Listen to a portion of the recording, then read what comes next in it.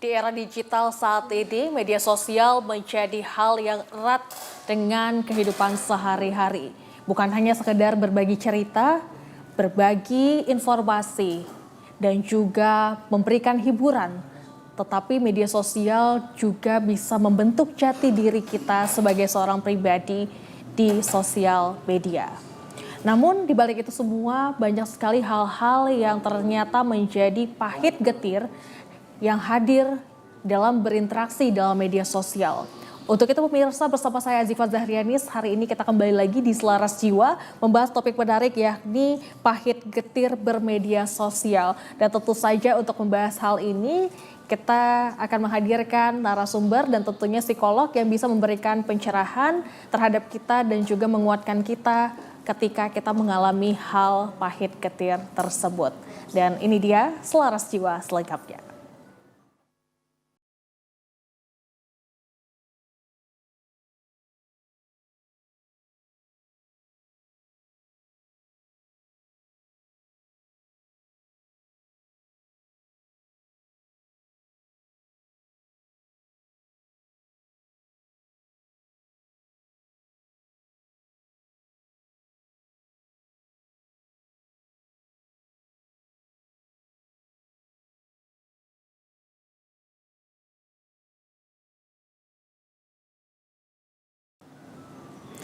Ya pemirsa, seperti yang sudah tadi saya informasikan bahwa hari ini kita kedatangan seorang selebgram dan juga seorang psikolog yang nantinya juga akan bergabung dengan kita. Dan di sini sudah hadir bersama kita ada Kak Septi yang sudah disamarkan namanya, seorang selebgram dengan followers yang cukup banyak juga ini, yang pastinya akan berbagi pengalaman pribadinya terkait bagaimana interaksi sosial, bermedia sosialnya yang akhirnya membentuk seorang Septi pada hari ini.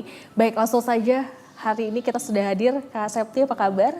Baik Kak, apa kabar? Kabar baik juga. Pastinya Kak Septi yang sudah punya banyak sekali followers ini pasti sudah mengalami banyak hal, proses-proses rintangan dan juga proses untuk membentuk akhirnya followersnya saya stalking ini cukup banyak sekali ya Kak Septi ya. Iya. Baik, Kak Septi pastinya punya banyak sekali cerita dan bolehkah kita mendengar cerita yang barangkali bisa menjadi informasi awal mula nih ketika Kak Septi akhirnya terjun langsung kepada dunia media sosial hingga saat ini. Oke Kak, terima kasih. Jadi memang awal mulanya itu ya seperti biasa sih, sama seperti yang lainnya juga untuk kebutuhan tambah-tambah biaya rumah tangga. Karena kan di zaman sekarang tuh kan maraknya konten kreator yang menghasilkan uang. Dari situ sih saya mulai menjadi konten kreator. Nah, untuk awalnya nih punya motivasi apa sih akhirnya kok bisa media sosial atau menjadi seorang konten kreator yang dipilih sama Kak Septi ini? Karena bisa dibilang menjadi konten kreator tuh bisa dikerjakan dari mana saja tanpa memandang usia, latar belakang, dan juga pendidikan gitu. Jadi siapapun bisa menjadi konten kreator gitu Kak. Jadi bisa dikerjakan dan sefleksibel mungkin tapi tetap juga menghasilkan. Baik, ini sudah berapa lama Kak Septi terjun menjadi seorang konten kreator hingga akhirnya punya followers yang cukup banyak sekali Kak Septi? Udah 2 tahun sih Kak, fokusnya di 2 tahun ini. Gitu. Dan tetap konsisten ya pastinya Iya, ya konsisten. untuk bisa punya followers yang sebanyak Iya, ini. benar. Baik, Kak Septi, mungkin banyak sekali hal-hal yang menjadi motivasi, yang pastinya motivasinya ini baik ya. Akhirnya juga ikut kepada hal positif di mana membangun sebuah branding, sebuah citra diri positif di sosial media. Tapi pernahkah Kak Septi selama kurang lebih 2 tahun tadi ya, seperti yang sudah Kak Septi informasikan, menjadi seorang konten kreator, apa tantangan terbesar yang akhirnya Kak Septi lalui dan pernahkah ada di dalam posisi yang memang terendah pada proses perjalanannya? Banyak banget Kak, banyak banget. Jadi memang nggak gampang sih sebenarnya jadi konten kreator tuh. Karena kan bisa dibilang orang ngelihat bagusnya aja, sementara yang kita hadapi di media sosial itu banyak gitu Kak. Dari tekanan-tekanan internalnya itu juga banyak sekali gitu. Artinya kalau melihat sosial media kayaknya pasti kita posting yang asik-asik Iya, gitu ya. yang bagus-bagus. Sementara saat kita lagi posting yang bagus, ternyata kita lagi burn out, kita lagi sedih gitu kan Kak. Bahkan itu komentar-komentar juga banyak yang nggak sesuai dengan yang kita harapkan gitu. Oke, berarti Kak Septi sendiri punya persona apa nih? Beauty kah, lifestyle kah, atau apa? Lebih ke traveler juga sih Kak. Traveler ya, artinya banyak jalan-jalan, Iya, benar ya? benar. Saya ngambil traveler itu karena saya kira di situ ya nggak banyak netizen dengan komentar negatif. Ternyata sama aja gitu dengan segala nice kita dengan segala itu banyak juga gitu Kak komentar-komentar buruk yang sebenarnya buat kita down dulunya gitu kan Kak. Yang ibaratnya kita nggak kenal tapi kok ngomongnya tuh nyelekit dan itu sebenarnya kepikiran juga kan gitu. Karena kan kita buat konten tuh sebenarnya apa yang kita mau gitu kan menurut kita, tapi orang berkomentar yang buruk-buruk gitu. Oke, artinya kalau untuk interaksi media sosial, apa kita tadi seperti yang Kak Septi sampaikan bahwa sebagai traveler ini kan pastinya ya kita ngasih tahu edukasi yang bagus ya terkait mungkin hotel-hotel yang recommended, juga perjalanan-perjalanan destinasi yang recommend gitu. Tapi hate comment seperti apa yang datang nih ketika Kak Septi ini buat konten gitu? Banyak sih Kak, misalnya kayak salah pengucapan gitu kan, pengucapan bahasa Inggris tuh langsung bodoh kali gitu, nggak bisa ya bahasa Inggris, percuma lah gini-gini, tapi ngomong bahasa Inggrisnya salah, nggak belajar ya, nggak pernah belajar waktu sekolah gitu-gitu kan. Terus nanti waktu kita merekomendasikan destinasi, banyak ininya, banyak pungulinya, pau kali kalau gitu sih Kak, yang kata-katanya tuh banyak kata-kata kotor sih Kak gitu, kata-kata negatif. Itu hampir semua komen kah akhirnya datang silih berganti gitu dengan hate comment yang terus-terusan? Di beberapa konten sih memang Kak, di beberapa konten, cuman ya termasuk banyak juga sih konten-kontennya, komen-komen yang seperti itu gitu. Oke, selain hate comment apa lagi nih yang mungkin Kak Septi rasakan ataupun Kak Septi dapatkan ini dalam perjalanan karir menjadi seorang content creator di 2 tahun belakangan ini? Kadang saya jadi gini kan, karena kita udah keseringan buat konten, jadi sikit-sikit tuh ngonten gitu, sampai kayak kejadian kemarin gempa gitu kan. Karena kita udah biasa ngonten, ya lagi gempa itu bukan malah menyelamatkan diri, malah ngonten dulu gitu kan. Gitu. Jadi kan harusnya kan secara logika ya kita harusnya menyelamatkan diri, nggak perlu gitu kan. Tapi karena udah keseringan, jadi ya pengaruh negatifnya apapun semua dikonteni gitu Kak. Oke, berarti kebawa ya, pernah gak sih dalam posisi kayak bingung menempatkan posisi ini real life atau konten kayak gitu? Gimana nih Kak Septi? Bener. Iya itu tadi sih sebenarnya kayak sebenarnya itu nggak pantas dikontenin tapi dikontenin gitu Kak. Terus ya secara nggak langsung apa ya kayak terbawa gitu, terposting gitu Kak. Terposting di media sosialnya gitu Kak. Gitu. Padahal nggak harus diposting tapi karena ngerasa harus konsisten jadi ya nggak penting pun termasuk dimasukkan juga di dalam konten gitu sih Kak. Oke, tapi kalau untuk konten ini apakah selalu setiap hari atau gimana nih Kak Septi? Iya setiap hari Kak. Setiap hari ya, jadi selalu update terus yang akhirnya kebawa ke real life-nya ya? Iya benar. Oke, tapi kalau untuk merasa kayak penempatan ketika mungkin di rumah kita punya keluarga yang memang ini nyata, keluarga yang memang di dunia nyata, pernah gak sih kadang-kadang kita tuh membawa ke ya konten-konten atau mungkin lebih ke mayanya itu lebih cenderung gitu? Iya masih sih Kak, kadang pun sampai lupa gitu kan waktu untuk keluarga malah megang handphone gitu ngonten gitu, apalagi kadang dikejar deadline sama endosan gitu kan, jadi terakhir lupa me time dengan keluarga tuh tetap juga dibawakan juga kontennya gitu, jadi seolah-olah dunianya tuh udah di dunia online gitu Kak. Tapi itu kebawa setiap hari kah seperti itu? Enggak sih Kak, enggak tiap hari, tapi hampir kebanyakan sih. Baik. Nah untuk banyak sekali ya mungkin kita sering istilahi dengan FOMO, fear of missing out. Ada tren sedikit, booming. Ada tren sedikit, kita ikut. Ada tren ini, kita mengikuti. tren ini juga ikut. Nanti silih berganti tren-tren yang memang akhirnya menjadikan kita seorang yang FOMO gitu.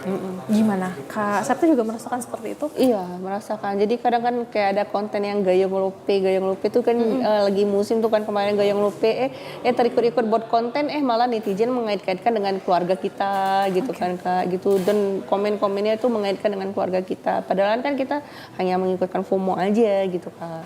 Oke, tapi akhirnya jadinya bumerang ya seperti Iya, itu ya. benar. Baik, Kak Septi, banyak kan kalau misalnya kita buat konten itu kan kita bekerja sama dengan brand-brand seperti itu, dan juga brand kadang-kadang mungkin menyarankan kita untuk punya gimmick yang menarik atau yang tadi ya tren seperti yang tadi gayung lope apa segala macam memang menjadi following trending gitu ya, yang memang kita juga sebagai konten kreator juga harus mengikuti pastinya. Tapi pernah gak sih maksudnya kayak ketidaksesuaian antara seorang personal Septi dengan konten yang diajukan oleh brand?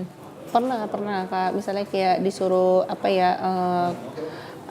brand nyuruh tampil cantik, tampil makeup dengan mewah gitu kan, tampil elegan, sementara keseharian saya tuh biasa aja gitu, jadi kayak susah menyesuaikannya lah gitu Kak. Gitu sih.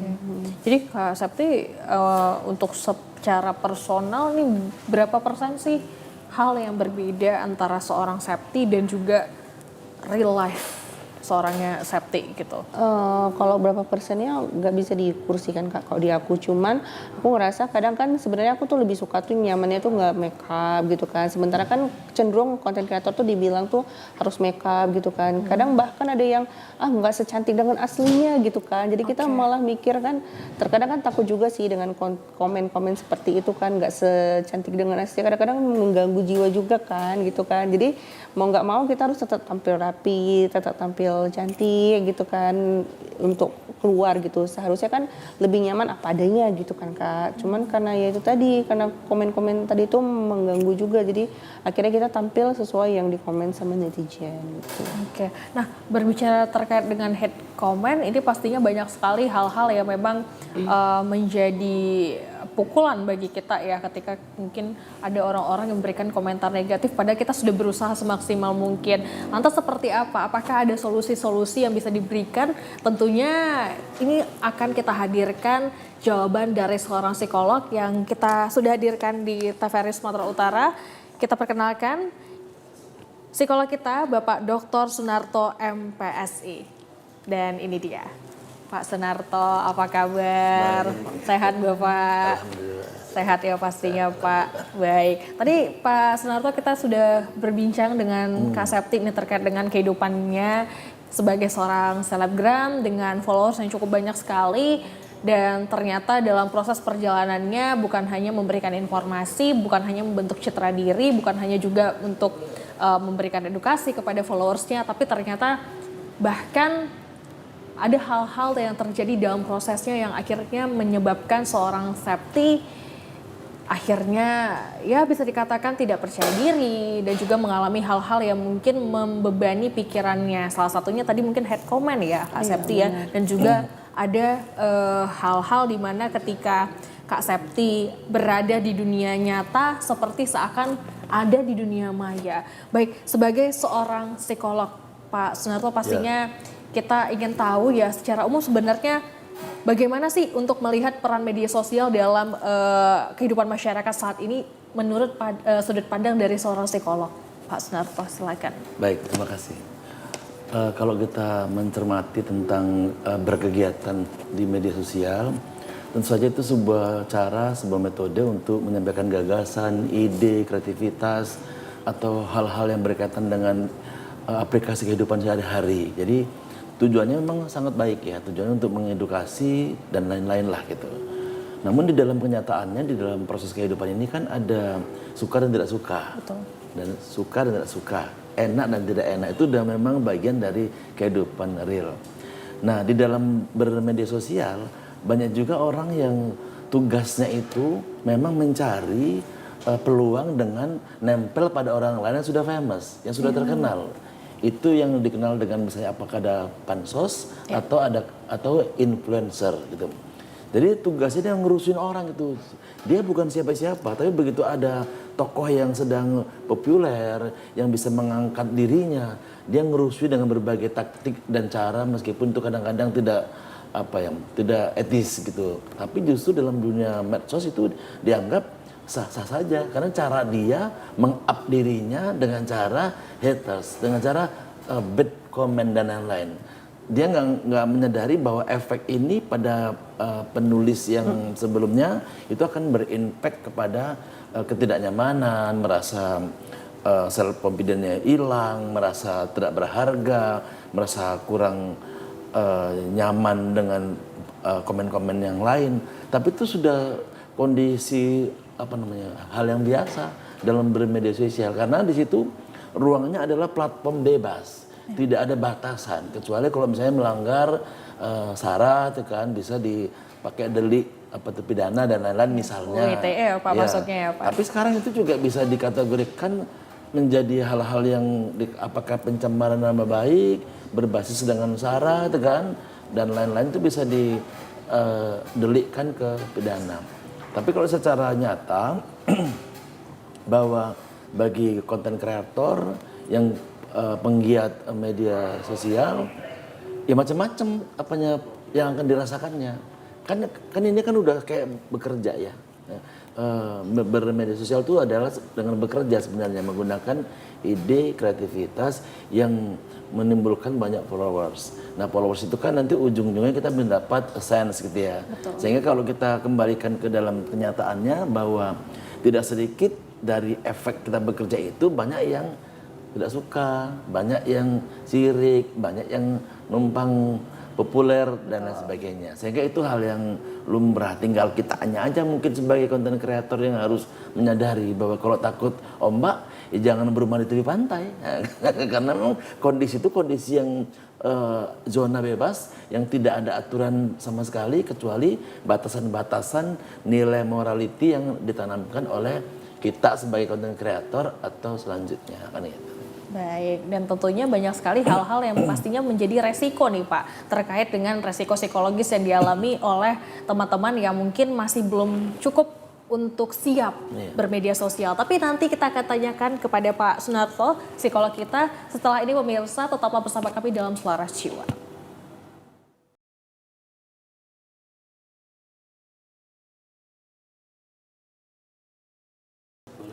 Baik pemirsa, kembali bersama kita. Tadi kita sudah membahas sedikit ya terkait dengan pengalaman kehidupan yang dirasakan seorang selebgram yang sudah memulai karirnya selama kurang lebih 2 tahun yang ternyata banyak sekali hal-hal yang terjadi di dalamnya ya. Yang tadi juga kita sudah sedikit membahas dengan Pak Sunarto selaku psikolog kita hari ini, yang dimana pastinya kita juga pengen tahu nih Pak Sunarto, apakah ada resiko-resiko psikologis yang mungkin sering muncul nih di kehidupan seorang selebgram ataupun individu-individu lainnya yang memang akhirnya menyebabkan kesehatan mentalnya terganggu ketika mendapatkan kasus seperti ini. Oke, jadi selebgram atau pansos atau influencer secara fungsi itu nanti dia akan menjustifikasi dirinya sebagai, kalau dia over self confident itu menjadi star syndrome. Okay. Nah star syndrome itu adalah orang-orang menganggap bahwa pekerjaannya, karyanya itu banyak diminati, banyak dilihat, banyak dieluk-elukan oleh pihak lain yang tanpa disadari akan menyebabkan orang menjadi sangat confident. Tetapi ketidaksiapan dalam star syndrome ini itu bisa berinfek kepada itu tadi. Misalnya gini, ada orang yang sejatinya dia adalah misalnya introvert, dia orang yang tertutup. Jadi sebagai bentuk ketertutupannya dia mengkaryakan ide-idenya dengan membuat konten-konten yang memang mungkin mewakili perasaannya, tapi ternyata diminati oleh banyak orang tanpa disadari. Meskipun dia introvert, tapi karya-karyanya banyak dilihat orang, maka orang pun pengen tahu who is she, siapa sih orang ini. Jadi suka tidak suka dia akan nimbrung dalam sebuah komentar karena dianggap karya-karyanya itu dihargai. Itu saya sebagai bentuk ini sebenarnya sebagai bentuk penghargaan fans kepada idolanya, kalau bahasanya itulah ya. Sehingga kalau saat ini memang kita menyadari bahwa ini adalah bagian dari penghargaan fans kepada idolanya, ya konotasi berbeda-beda. Ada yang sukanya dengan bahasa versi dia, ada bahasa yang secara umum. Kan kita nggak bisa meminta orang untuk berkomentar yang baik, kan gitu. Karena pendidikan, latar belakang sosial, kemudian budaya, itu membuat orang dalam berkomentar di media sosial itu ya suka-sukanya aja. Nah tinggal kitanya yang kalau yang kuping kita masih agak-agak tipis ya macam mana caranya. Tapi itu bagian dari sebuah konsekuensi pekerjaan yang memang banyak diminati oleh orang lain. Kalau kita nggak mau dikomentari, ya nggak usah bermedia sosial. Tapi kita nggak dapat pitih, nggak dapat hepeng, nggak dapat sen. Jadi semua ada ujungnya, semua ada pengaruhnya. Jadi memang kalau menurut saya itu yang harus kita sadari bagi para pemain media sosial, konten kreator atau jurnalis atau apalah namanya itu, ya memang konsekuensi logisnya itu tetap ada dua ini, ada yang suka dan tidak suka. Jangankan yang populer, yang nggak populer jadi nggak suka, gara-gara apa? Ya nggak tahu. Atas dasar lihat wajahnya orang tidak suka, lewat gerakannya orang udah nggak suka. Gara-gara apa? Ya memang kayak gitu. Jadi kita harus sadar diri betul bahwa pemain, konten kreator menyadari betul bahwa ini adalah sebuah konsekuensi logis dari sebuah pekerjaan. Nggak usah bawa ke hati. Namanya dunia maya, dunia apa deh? Dunia ya media sosial ya memang ya Pak ya. Dunia yang tidak nyata ya tidak seperti nyata. Itu ya Pak Sunarto. Penuh tipu-tipu lah kalau bahasa. kan tidak semua yang ditampilkan di dunia maya itu adalah yang real. Betul. Tapi bisa dikreasikan, bisa di mix, bisa ada grand by design dan seterusnya. Memang punya motif-motif, punya tujuan-tujuan, entah itu untuk popularitas, tapi ujung-ujungnya adalah untuk mendapatkan pundi-pundi. Meskipun ya tidak semua orang mungkin beruntung. Jadi yang sudah beruntung itu ya harus berbahagia sebenarnya, tidak harus menyesali gitu. Baik. Nah, mungkin Pak Sunarto terkait dengan banyaknya dunia tipu-tipu yang terjadi di media sosial. Ini pastinya juga sering juga ya pastinya Kak Septi ya, ada gimmick-gimmick ya di dalam konten yang menarik pasti nanti ikut tren. Contoh misalnya kemarin tren yang Gayung Lope tentang perselingkuhan. Akhirnya banyak konten-konten kreator yang akhirnya membuat sebuah konten yang mengarah kepada hal-hal sedemikian, padahal nih rumah tangganya baik-baik aja. Nah gimana nih Pak antisipasinya dengan banyaknya hal-hal seperti itu yang akhirnya membuat ya bisa jadi kan ini menjadi sebuah citra baru nih ya terhadap seorang selebgram seperti itu. Gimana Pak Darto? Jadi gini, di dalam kehidupan sehari-hari bahwa setiap orang itu punya kekurangan dan punya kelemahan. Ya. Satu. Tapi bagi sebuah konten kreator, ide-ide, gagasan-gagasan itu bukan bisa diupload sembarang saja sebenarnya kalau dia mengacu kepada integrity, personality-nya, kepribadiannya. Tapi bagi orang yang punya kesadaran bahwa yang mau dia buat adalah sesuatu yang mengedukasi dari aspek-aspek yang positif. Tapi kalau gitu nggak laku. Betul kan, Mbak? Betul, Pak. Nggak laku. Tapi kalau dibumbuin dengan tadi gimmick-gimmick, pakai bahasa-bahasa yang agak-agak sedikit nyolot itu kan, yang ekstrim. Nah itulah edukasi publik yang belum ada. Kan dianggap bahwa gini, menyampaikan berita-berita yang di konten itu dengan tulisan yang dengan warna, dengan suara, dengan tampilan yang agak-agak ekstrim, itu justru menjadi perhatian orang. Kalau yang bagus-bagus, contohnya kayak media televisi RI kita lah ini, kan kita kontennya kan positif-positif. Tidak ada yang menunjuk-nunjuk orang, tidak ada yang maki-maki orang, kan tidak ada yang perilaku menyebabkan orang menjadi sengok gitu kan. Karena kita nggak ada, tapi tidak populer. Ya. Coba kalau yang nunjuk-nunjuk orang pakai bahasa-bahasa yang kebun-binatang, itu justru ditengok. Kita lihat aja yang FYP di seluruh media sosial, justru yang ekstrim-ekstrim kan. Nah itu artinya apa? Berarti secara tidak disadari bahwa kebutuhan masyarakat kita itu belum pada konten kreator yang sesungguhnya. Masih cuman ya hiburan only, iseng-iseng only. Makanya kalau kita lihat dari data kan gini, pengguna media sosial di dunia ini, kita masuk besar loh. Nomor berapa kita? Nomor 1 ya, nomor 2 ya Pak ya? Nomor 2 gitu lah. Betul. Selain India. Itu menunjukkan bahwa kebutuhan kita itu bukan kebutuhan untuk knowledge, tapi mungkin cuman ya iseng-iseng biar seolah-olah. Jadi karakteristiknya masih menunjukkan bahwa semuanya perilaku-perilaku yang kompensatif kalau dalam bahasa psikologinya, kompensatif. Jadi tidak kalau edukatif beneran kan kita di sini orang jago masak dia bikin masak itu kan. Ini kan tak apa-apa dibikinnya tanam apa ya pisang nanti tumbuhnya tumbuh pepaya. Mungkin nggak itu kan tidak mungkin tapi justru banyak viewersnya kan gitu kan. Nah jadi ini sebuah adegan atau sebuah tatanan sebuah produksi sebuah konten kreator yang memerlukan sebenarnya kesadaran penuh bagi para pelakunya. Kita ingat para pelakunya karena setiap yang kita buat itu ada pertanggungjawaban nanti di zaman akhir nanti, bukan yang sekedar dapat uang, maki-maki, jual cerita tuh kan, memfitnah orang tuh kan, apalagi macam-macam lah bentuknya. Pokoknya apapun yang negatif biasanya jauh lebih sering viral dibandingkan yang positif seperti itu ya Pak Sunarto ya. Nah jadi tadi kalau kita cerita dengan yang mbaknya membuat konten kreasi yang begitu mengedukasi sehingga orang menonton itu mungkin kalau sudah lama udah punya nama ya boleh-boleh saja. Tapi coba kita lihat sekarang kan banyak konten kreator yang nggak pakai baju. Ya kan, pamer dada, ngapain itu coba? Betul. Tapi orang banyak nonton, sehingga kalau kita lihat bahwa prinsipnya itu sebenarnya bukan hanya karena dari isinya, tapi orang hanya lihat tampilan doang. Tampilan itu menantang tidak, lucu tidak, ekstrim tidak, yang menarik perhatian tidak. Kalau seandainya yang bentuknya yang normal-normal macam kita sekarang ini, itu tidak menarik, betul nggak Mbak? Ya. Betul. Jadi yang menarik itu adalah yang ekstrim gitu. Baik, dan Kak Septi sendiri sering nggak buat konten-konten seperti itu? Mungkin gimmick-gimmicknya mengarah kepada yang tadi ya, yang sebenarnya tidak terjadi di kehidupan nyatanya Kak Septi. Seperti apa? Iya, pernah sih Pak buat seperti itu, tapi malah jadi dihujat keluarga. Itu juga jadi ya Pak.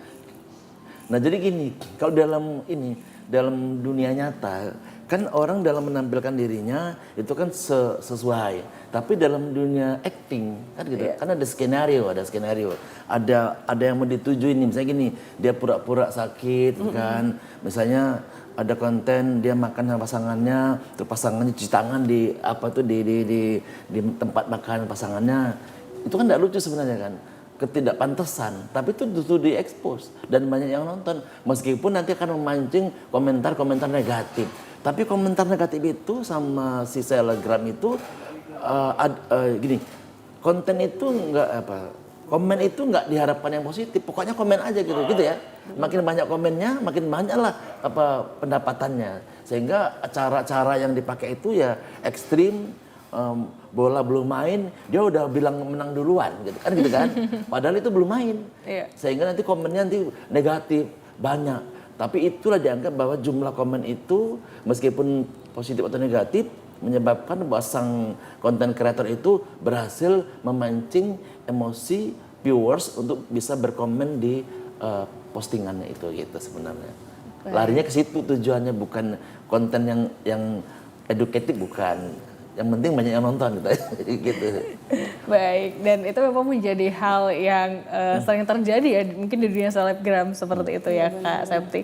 Nah Kak Septi sendiri dalam buat konten nih biasanya mengambil seperti apa? Apakah mungkin gimmick-gimmick atau mungkin ya dalam perjalanan pembuatan konten pasti ya harus menarik, itu kan banyak pastinya seperti tadi Pak Sunarto sampaikan ya, ada yang mungkin ya harus dengan gimmick, ada dengan edukasi atau hal-hal lain yang memang menjadikan konten itu bisa punya banyak engagement seperti itu. Gimana nih Kak Septi? Kalau saya sendiri sih memang banyak gimmick juga sama banyak edukasi, tapi memang untuk meningkatkan engagement memang lebih ke banyak gimmicknya sih Kak. Meskipun endingnya tuh banyak banget, nanti ada yang nelfon dari keluarga gitu kan, seolah-olah itu terjadi di dunia nyata saya gitu Pak. Padahal enggak, cuman kan itu termasuk buat saya jadi down gitu-gitu sih Pak. Jadi kita bermain api jadinya. Iya betul. Jadi sedangkan lagu aja banyak penyanyi yang rusak gara-gara lagunya. Kenapa? Lagu itu menjadi doanya. Jadi kalau kita mau menggimikkan sebuah konten kreasi yang misalnya ini yang nggak ada diada-adakan ya nanti jadi imbasnya ke kita juga. Itu sudah hukum alam itu. Jadi berhati-hatilah berkonten. Makanya kalau konten contoh gini, dia kontennya bikin nasi goreng. Ya nasi goreng aja, bener emang nasi gorengnya. Dari berbagai versi, nasi goreng pakai kentang, pakai apalagi pakai apel, itu betul. Tapi maksudnya gini, konten kreator yang membuatnya adalah hal-hal yang di luar kewajaran itu bermain api namanya. Karena nggak ada diada-adakan yang horor-horor ecek-ecek itu kan, dia misalnya bikin apa kayak apa tuh hantu gitu kan, itu kan gimmick-gimmick aja itu. Kan rasanya kita menipu orang lain untuk cari makan. Betul, setuju Pak. Mbok bikinnya betul-betul aja lah, kalau pasti ada lah rezekinya. Jadi nggak usah yang, karena imbasnya ke kita juga gitu. Jadi kalau menurut saya secara personality bahwa orang-orang yang mempunyai peran yang ingin memberikan edukasi pada orang lain, memberikan hiburan yang memang tidak mendatangkan apalah yang imbasnya ke kita juga. Karena kalau kita berbuat yang baik, imbasnya akan baik. Kalau tidak baik, pasti imbasnya ke kita juga. Jadi gitu. Jadi mulai sekarang, wahai para konten kreator, berkreasilah untuk hal-hal yang positif saja. Meskipun mungkin tidak famous, tidak mendatangkan banyak cuan, tapi itu akan mendatangkan kebahagiaan. Nah, pilih bahagia atau tidak bahagia. Oke, tapi tetap harusnya bisa cuan gitu ya. Iya. Pasti demikian. Nanti akan ya. menemukan, kalau udah pengalaman menemukan itu. Udah tinggal trik sedikit. Kalau gimmicknya nggak terlalu ekstrim nggak masalah gitu kan. Namanya bumbu-bumbu istilahnya kan. Nah itu jadi artinya untuk menangkal hal-hal yang mungkin menjadi impact untuk mendapatkan hate comment ada banyak cara ya Pak Sunarto ya agar supaya kita bisa menjaga benteng diri kita supaya coping mekanisme kita itu kuat dengan cara-cara yang mungkin bisa jadi alternatif seperti yang tadi Pak Sunarto sampaikan dengan membuat konten yang tidak gimmick ekstrim, tetap bergimmick tapi tetap tidak membuat hal-hal yang akhirnya berimpact negatif terhadap kita seperti itu. Baik, nah Kak Septi, saya kembali ke Kak Septi nih terkait dengan konten, pastinya membuat konten yang menarik itu punya banyak sekali ide-ide yang harus dikeluarkan, yang harus diperjuangkan seperti itu. Pernah ngalamin burnout nggak? Dengan apalagi dengan ditambah lagi tadi head comment ya Pak Sunarto ya, head comment, terus juga tadi gimmick-gimmick yang akhirnya menjadi bumerang kita katakan ya kepada diri kita sendiri atau keluarga kita, seperti apa deh Kak Septi? Kalau burnout sih pasti banyak kan Kak, cuman ya jadi lebih ke amati tiru, modifikasi ke konten-konten sebelumnya jadinya gitu Kak. Jadi sering lebih ke ini ya, uji-uji konten gitu Kak, buat konten yang baru di luar dengan apa yang biasa kita lakukan juga gitu sih Kak. Oke, dan kalau dalam pembuatan konten pernah nggak sih kayak misalnya brand itu kan biasanya kasih briefing yang banyak banget nih, harus sesuai dengan A, B, C, D, E, F, G yang memang sesuai dengan branding dari brand itu sendiri. Nah, pernah nggak sih mengalami hal yang dimana ketika hal itu tidak sesuai dengan personality kita atau persona konten kita? Tapi jangan dijawab dulu Kak Septi karena kita akan kembali setelah jeda pariwara berikut ini. Tetaplah bersama kami di Selaras Jiwa.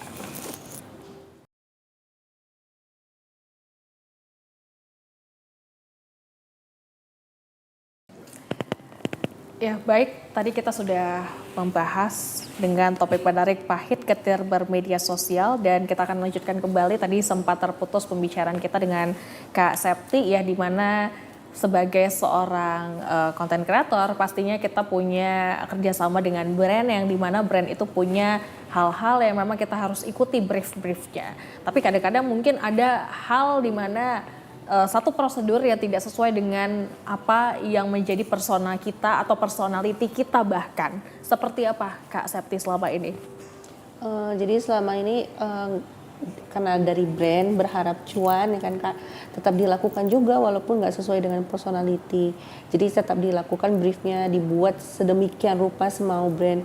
Cuman kadang-kadang kan Kak, yang paling sedihnya itu ketika kita udah sesuai dengan brief, udah sesuai kerjaannya, udah tuntas, tapi kita tuh ditipu oleh pihak-pihak yang lain gitu Kak. Akhirnya payment untuk kita tuh nggak dibayarkan dan itu sering kali terjadi di dunia konten kreator gitu.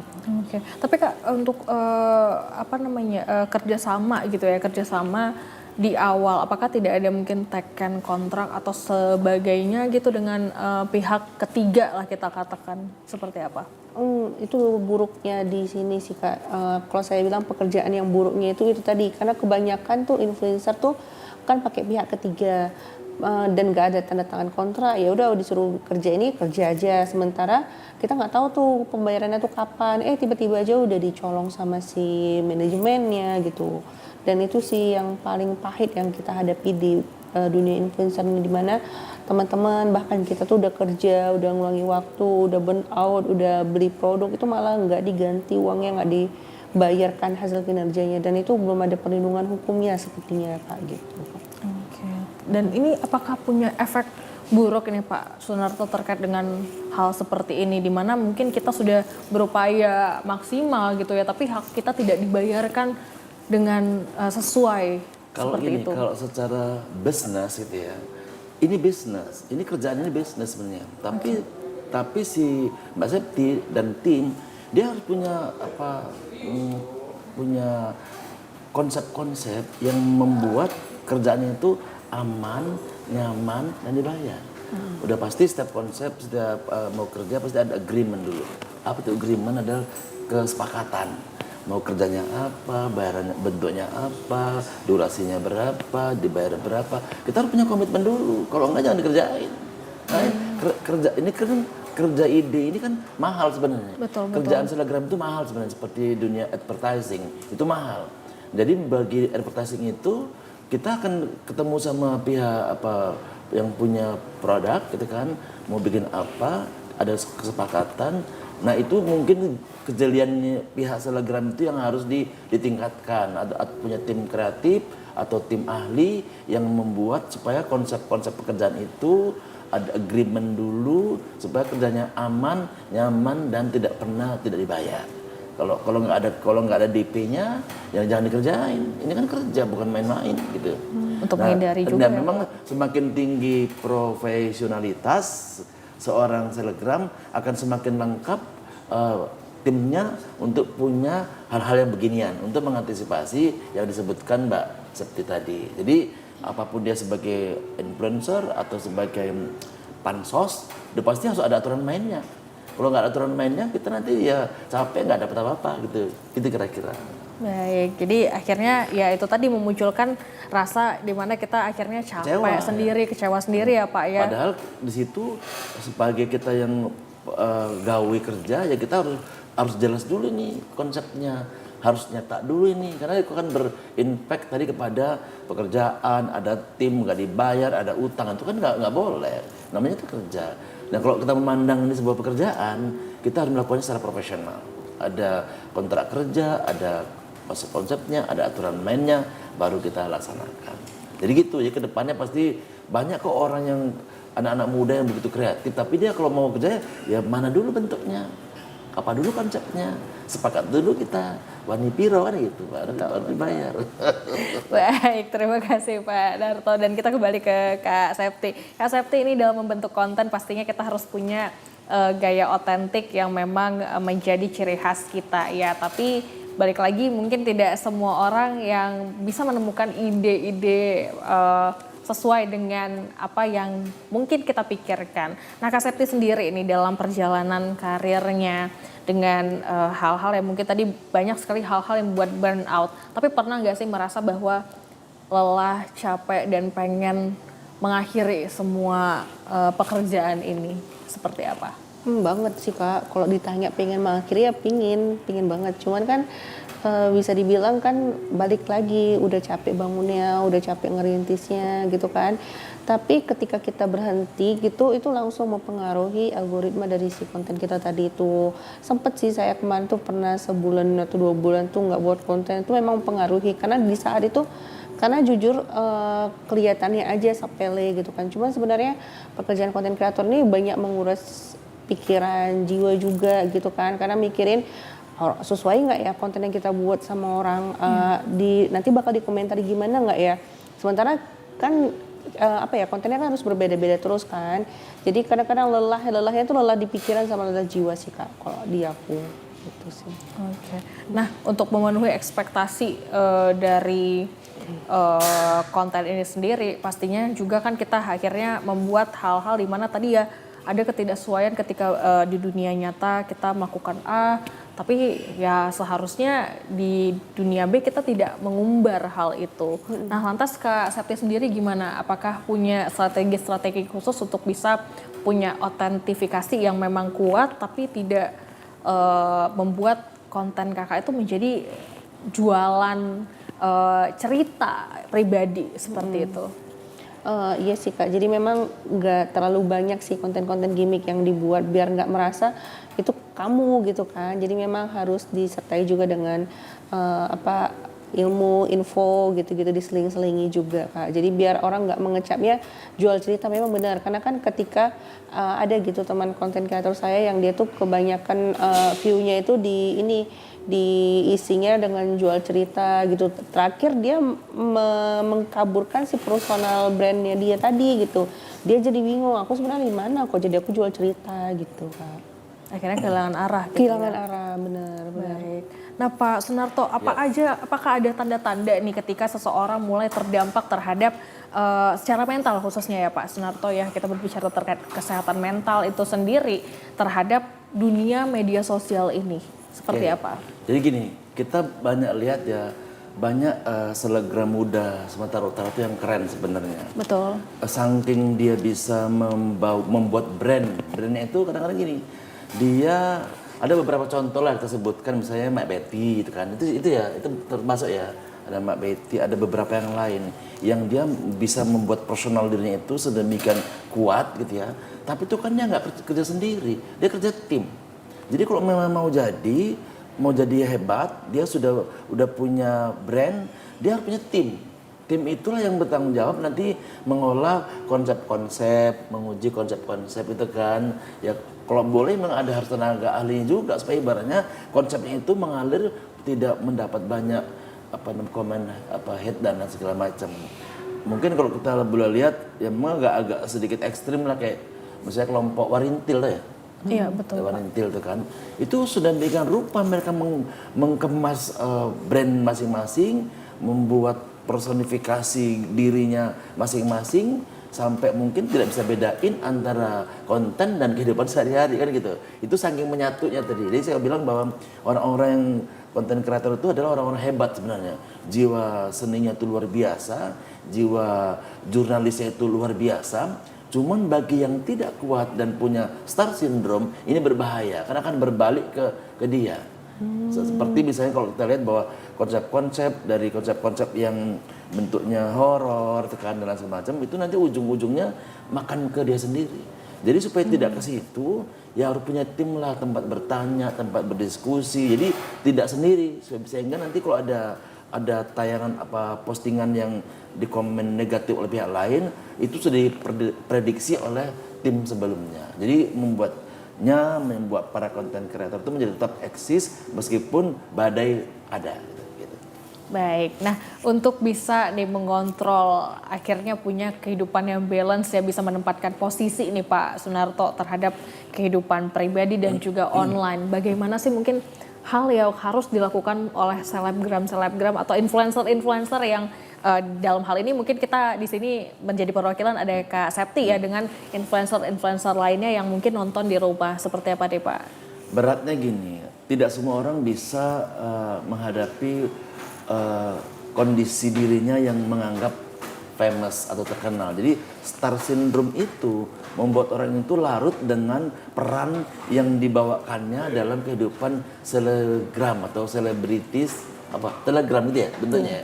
Jadi kalau seandainya orang-orang yang memang berkecimpung di dunia selebgram, dia menyadari bahwa ada peran nyata dan peran maya, ya tentu dia akan bisa memerankan itu secara seimbang.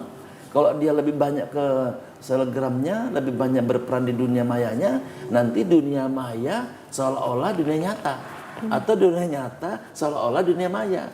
Akan susah membedakan. Apalagi dunia selebgram itu kan dikejar tayang dia setiap saat. Beda kalau gini. Beda kalau yang misalnya orang berkecimpung di dunia iklan atau film atau sinetron. Itu produksinya tidak sebanyak dengan selebgram gitu kan. Dia bertahap. Misalnya produk A dia kejar tayang stripping untuk misalnya 50 episode. Tapi kan nggak setiap hari. Kalau selebgram kan dia dipikir sendiri, buat sendiri, jual sendiri, makan sendiri gitu kan. Jadi ya akan betul-betul terinfluence banget dengan karya-karya yang dia buat. Secara psikologis dia menjadi seolah-olah sulit membedakan antara dunia nyata dan dunia maya. Nah kalau seandainya memang mau pengen nyata ya kita membatasi diri, tapi akan berpengaruh kepada pendapatan karena dia dikejar terus oleh sebuah karya tuntutan dari si Brand tadi ya Pak ya. Platform itu tadi media sosial. Jadi menurut saya memang itu tantangan yang sangat berat. Tidak semua orang bisa masuk ke situ. Kalau dia mau eksis ya dia harus pandai-pandai mencari peran yang eksis, produk yang sangat spektakuler, dan dia nggak usah banyak-banyak produk. Nah gitu dia. Jadi dia terkontrol. Dia tidak satu minggu dia harus berkarya terus. Iya. Itu kan menyita banyak perhatian dan energi yang luar biasa gitu. Baik, demikian. Terima kasih Pak Sunarto dan kita kembali ke Kak Septi nih. Pastinya Kak Septi dalam menjadi seorang pribadi pasti kita harus punya prinsip ya, punya prinsip dan juga batasan-batasan pribadi seperti yang disampaikan oleh psikolog kita tadi. Nah, untuk Kak Septi sendiri apakah selama mungkin ya mendapatkan banyak sekali hal-hal negatif yang didapatkan dari bermedia sosial, apakah sudah punya strategi khusus ini ataupun prinsip-prinsip dan batasan yang dimana Kak Septi bangun untuk bisa punya personal yang kuat seperti itu? Jadi ketika di saat ini sekarang ketika ada komentar buruk ya memang saya lebih abaikan, bahkan kadang kalau lagi iseng saya tanggapi aja gitu kan Kak, tanggapi terus sampai ya kadang sampai rame lah gitu, sampai serang-serangan gitu kan, tapi kadang lagi capek ya udah dibiari aja.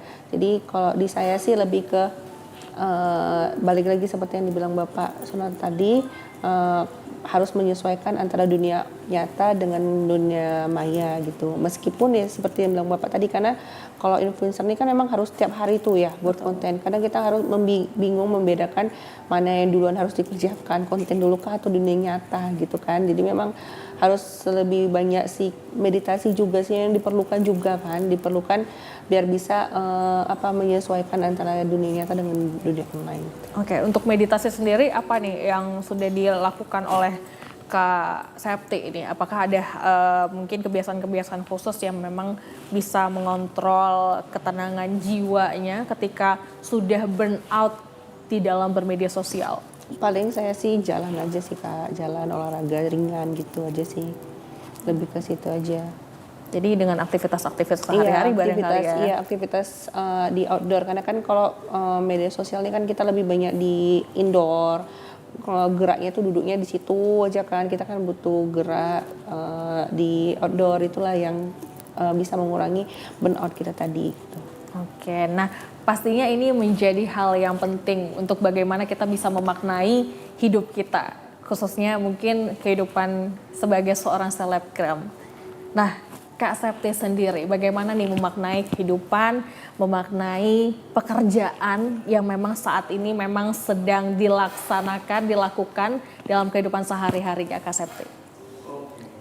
Harapannya sih disesuaikan sih Kak, disesuaikan bahwa dibalik lagi tujuannya ini kan untuk menambah pendapatan gitu kan, jadi ya tetap bekerja seprofesional mungkin gitu, mengabaikan apa yang terjadi misalnya lagi burnout atau lagi menghadapi komentar ya lebih banyak diabaikan lah gitu sih Kak. Baik, terima kasih Kak Septi dan terakhir ini dari Pak Sunarto selaku psikolog kita pada hari ini tentunya untuk bisa punya jiwa yang sehat dalam bermedia sosial banyak sekali hal-hal yang memang harus dilakukan untuk bisa membuat hal ini realistis di kehidupan sehari-hari. Dan pesan Pak Sunarto terhadap para selebgram pemula, influencer pemula dan juga teman-teman di luar sana yang mungkin mengalami hal-hal demikian, silakan Pak Sunarto untuk berikan closing statement terbaik Anda. Silakan Pak Sunarto. Baik, para konten kreator, para selebgram yang berkarya, berkecimpung untuk mendapatkan cuan dari karya-karya, tetaplah optimis bahwa menjalankan pekerjaan secara profesional, tidak banyak gimmick-gimmick yang ekstrim, karya-karya yang membuat Anda menjadi lebih grow up itu akan menjadi bagian yang penting dalam sebuah karya. Karena karya Anda itu dituntut anytime, bukan sekali-sekali. Kalau memang pengen menjadi orang yang besar, buat karya besar, pendor tempat yang besar, maka kerjaannya nggak usah banyak tapi hasilnya besar. Gitu ya. Baik, terima kasih Pak Sunarto, terima kasih juga Kak Septi yang sudah mau berbincang-bincang, memberikan sharing terbaiknya terkait topik menarik kita, pahit getir bermedia sosial, yang tadi juga menjadi closing statement dari kedua narasumber kita yang luar biasa, dan pastinya kita harus banyak belajar dari apa yang tadi sudah kita bahas pada hari ini. Dan tentunya sudah 1 jam juga nih bersama dengan Pak Sunarto dan juga Kak Septi. Terima kasih sekali lagi kepada Anda juga, terima kasih pemirsa sudah setia menonton TVRI Sumatera Utara. Dan closing statement dari saya adalah media sosial adalah alat, bisa jadi jembatan tapi juga bisa jadi jurang. Artinya bagaimana kita untuk bisa menjadi pribadi yang bisa bijak dalam menggunakan media sosial sehingga kehidupan kita bisa bermakna dengan baik. Saya Ziva Zahrianis pamit undur diri dari hadapan Anda. Kami ucapkan terima kasih sekali lagi pemirsa di rumah untuk tetap setia bersama dengan kami. Wassalamualaikum warahmatullahi wabarakatuh. Selamat sore.